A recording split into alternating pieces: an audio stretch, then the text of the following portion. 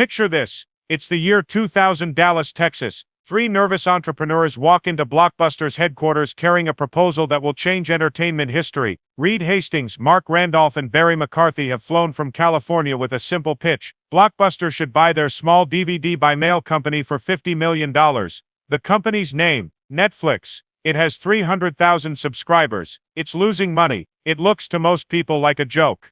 Sitting across from them is John Antioco, CEO of Blockbuster. Behind him, the weight of an empire, 9,000 stores in 25 countries, 60,000 employees, $6 billion in annual revenue. Blockbuster isn't just a video rental company, it's a cultural institution. It's Friday night, it's date night, it's browsing aisles with your friends trying to find the perfect movie. Blockbuster as home entertainment.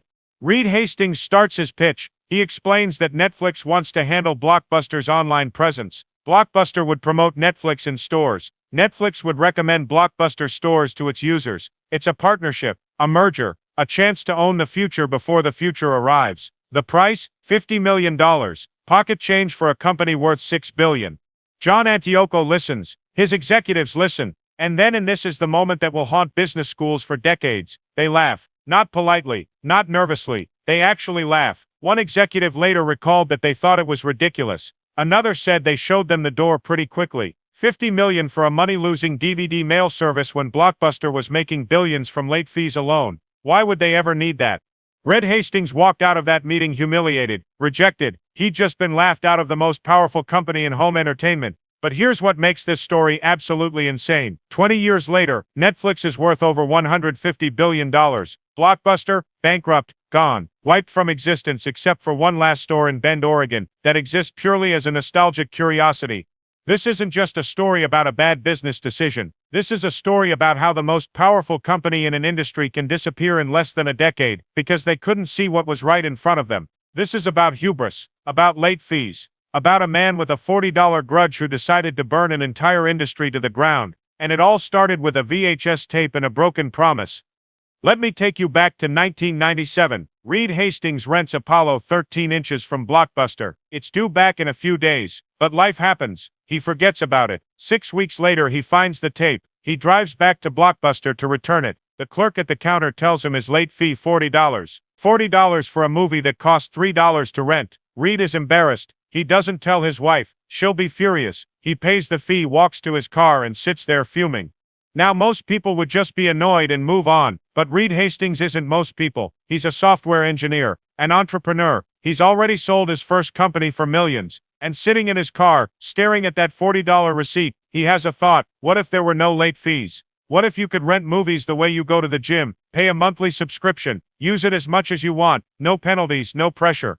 He drives to his friend Mark Randolph's house. Mark is also an entrepreneur, also successful, also frustrated with the video rental industry. They start brainstorming. The technology exists to mail DVDs. They're thin, light, durable. What if they created a service where you order movies online, they mail them to you, you mail them back whenever you want, no late fees, flat monthly price?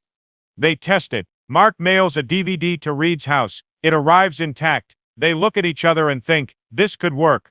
On August 29, 1997, Netflix is born, not as a streaming service. That technology doesn't exist yet, just as a DVD by mail rental company with a revolutionary idea: treat customers like human beings, not ATMs. The early days are brutal. Nobody trusts ordering DVDs online. The selection is limited. Shipping takes days. They're bleeding money. Reed and Mark are funding it themselves, watching their savings disappear into a business model that might be brilliant or might be insane. They can't tell yet, but they keep going because they believe in one thing. People hate late fees. People hate driving to stores. People want convenience. If they can just hold on long enough, the market will come to them. Meanwhile, Blockbuster is printing money, literally printing it. Their business model is beautifully, cruelly simple. Get people into stores with cheap rentals, then hammer them with late fees when they're inevitably late. In 2000, Blockbuster makes $800 million in late fees alone. $800 million. That's not revenue. That's pure profit from charging people for being human, for forgetting, for being busy. John Antioco, Blockbuster CEO, is a legend in retail. He turned around 7-Eleven. He knows customer service. He knows retail. He knows real estate. He knows everything about running a massive physical retail operation. What he doesn't know, what nobody at Blockbuster knows, is that the internet is about to destroy everything they've built. But there are warning signs. By 1999, DVD players are getting cheaper. More households have them. Netflix is growing, slowly but growing. Amazon exists. People are getting comfortable buying things online. The world is changing. Some people at Blockbuster see it. They suggest Blockbuster should develop an online presence, should think about mail delivery, should innovate. But here's the problem. Blockbuster is too successful. When you're making $6 billion a year, when you're opening new stores every week, when Wall Street loves you and customers fill your stores every Friday night, why change? Why risk the proven model for some untested internet experiment? This is the trap that kills every dominant company eventually. Success breeds complacency. Complacency breeds blindness. So when Reed Hastings walks into Blockbuster headquarters in 2000, he's not walking into a company that's scared. He's walking into a company that thinks it's invincible. And invincible companies don't make deals with desperate startups. They laugh at them. They show them the door, which is exactly what happened. Reed leaves Dallas humiliated but determined. He goes back to California and tells his team, they don't think we're a threat. Good, let's prove them wrong. Netflix doubles down on customer service. They improve their recommendation algorithm. They expand their DVD library. They make the website faster, easier, more intuitive, and critically, they keep the no late fee promise. Because Reed remembers that $40 receipt. He remembers the shame. He's building a company that will never make a customer feel that way. By 2002, Netflix goes public. The stock price is $15. Wall Street is skeptical. Blockbuster still dominates. But Netflix now has millions of subscribers. They're still losing money on paper, but the growth trajectory is undeniable. People love the service. Once you try Netflix, you don't go back to Blockbuster. The convenience is too good. The late fees at Blockbuster are too painful. Blockbuster finally notices. In 2004, 4 years after rejecting Netflix, they launched Blockbuster Online, their own DVD by mail service. It's actually pretty good. They have an advantage Netflix doesn't: physical stores. You can return your online rentals at any store and immediately rent something else. No waiting for mail. It's a brilliant hybrid model. And it works. For a moment, Blockbuster Online gains serious traction. They're signing up subscribers fast. Wall Street loves it. Analysts start predicting Blockbuster will crush Netflix. After all, they have brand recognition, infrastructure, capital. Netflix is still just a scrappy startup. The giant has finally woken up. Game over, right?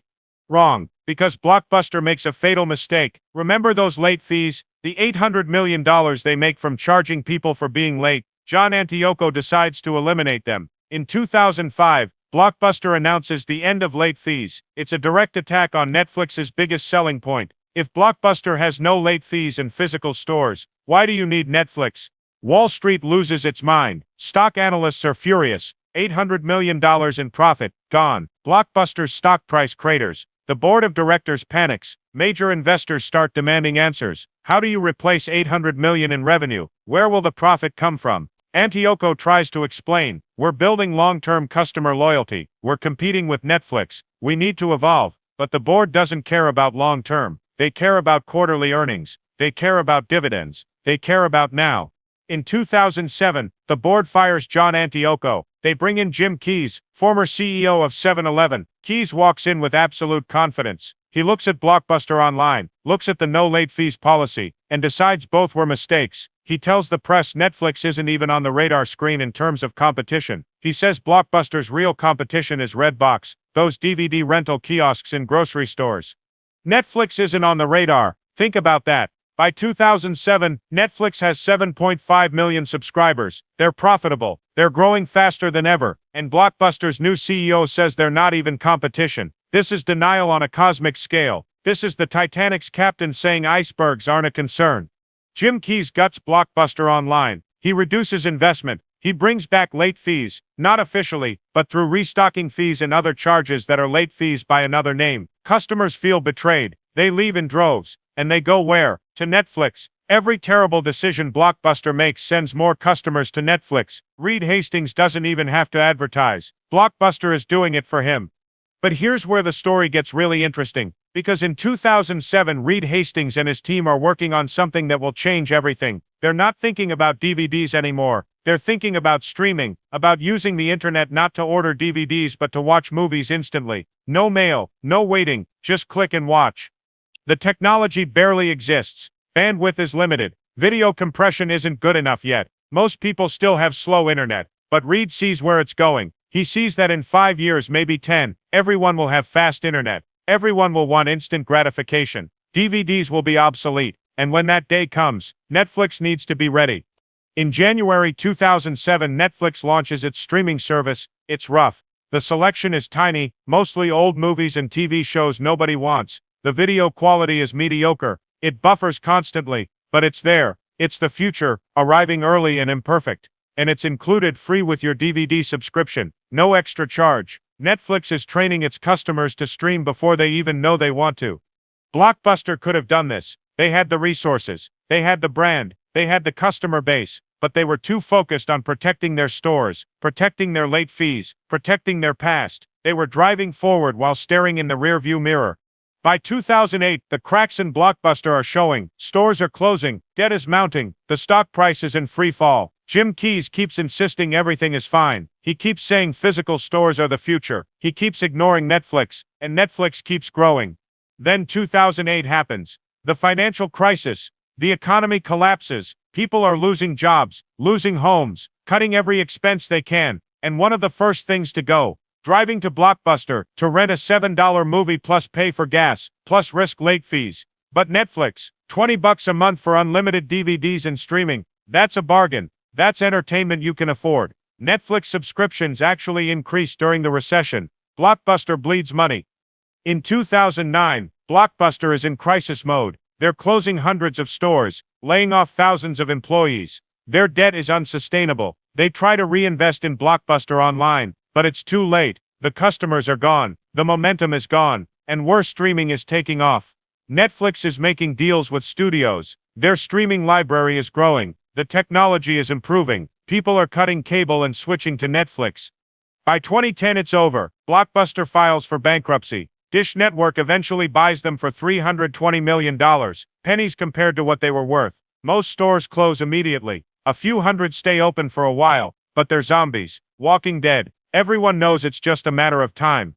By 2013, Blockbuster announces all remaining stores will close. The brand is dead. The stores are gone. An entire generation's ritual of Friday night video browsing, extinct. And Netflix. Netflix has 40 million subscribers. Their stock price has gone from $15 to over $300. They're not just beating Blockbuster. They're creating original content. House of Cards. Orange is the New Black. They're not a rental company anymore. They're a studio. They're winning Emmys.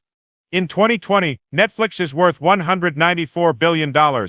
They have 200 million subscribers worldwide. They spend $15 billion a year on original content. They've changed how humans consume entertainment. They've killed cable. They've killed video stores. They've killed the entire model of appointment television. And it all started because Reed Hastings was embarrassed about a $40 late fee. Today there's one Blockbuster left. One, in Bend, Oregon. It's a tourist attraction now. People visit it like a museum. They take selfies. They marvel at the aisles of physical media. They remember what it was like. The owner, Sandy Harding, keeps it open partly out of nostalgia, partly out of stubbornness. It makes money, barely, from tourists and locals who like the retro experience. But it's not a business. It's a memorial. John Antioco, the CEO who laughed at Netflix, he actually tried to save Blockbuster. His plan to eliminate late fees and invest in online streaming was probably right, but the board wanted quarterly profits more than long-term survival. After they fired him, he went on to successfully run other companies. He doesn't talk much about Blockbuster, but in interviews you can hear the regret. He knew, he saw it coming, he tried, but Blockbuster's culture, its investors, its very DNA was too committed to the old model. Jim Keyes, the CEO who said Netflix wasn't competition, he also doesn't talk about Blockbuster much. After the bankruptcy, he moved on to other ventures. But that quote, Netflix isn't even on the radar, follows him everywhere. It's taught in business schools as perhaps the most delusional statement in corporate history. And Reed Hastings, he's worth billions now. He's a titan of Silicon Valley. He revolutionized entertainment. But in interviews, he's surprisingly humble about the Blockbuster story. He doesn't gloat. He talks about luck, about timing, about being in the right place when technology shifted. But people who know him say he never forgot that meeting in Dallas, never forgot being laughed at. That humiliation fueled him. That rejection became his rocket fuel. There are so many lessons in this story, about disruption, about hubris, about how market leaders die. But here's the biggest one. Blockbuster didn't fail because Netflix had better technology. Netflix won because they understood something. Blockbuster forgot. Customers aren't ATMs. You can't build a business on punishing people. You can't make hundreds of millions by charging fees that make people feel bad. Those late fees, $800 million a year, weren't just revenue, they were resentment, they were anger. Every person who paid a late fee left the store a little bit angry at Blockbuster, and when an alternative appeared, when Netflix showed up and said we'll never charge you late fees, all that accumulated resentment found a target. Customers didn't just switch, they fled. They were so happy to leave Blockbuster that they told their friends. They became evangelists for Netflix not because Netflix was so great, but because Blockbuster had made them feel so bad for so long. Blockbuster made $6 billion a year, but they forgot the most basic rule of business: don't make your customers hate you. And Netflix built an empire on one simple promise: we won't make you feel bad, we won't punish you, we'll make it easy, we'll make it simple, we'll respect you. That's it, that's the whole story. A $40 late fee led to a company that changed the world. A laughed-out-of-the-room pitch became a $200 billion empire. And the most powerful video rental company in history collapsed so completely that there's only one store left, preserved like a fossil from another era. When people visit that last Blockbuster in Bend, Oregon, they take pictures, they laugh, they buy merchandise. But if you look closely, you can see something else in their eyes. Nostalgia, yes, but also a question: how did this happen? How did something so big, so dominant, so seemingly permanent, just disappear? The answer is simple and terrifying: because they said no, because they laughed, because they couldn't imagine a world different from the one they dominated, because success made them blind. And in business, in technology, in life, being blind is fatal.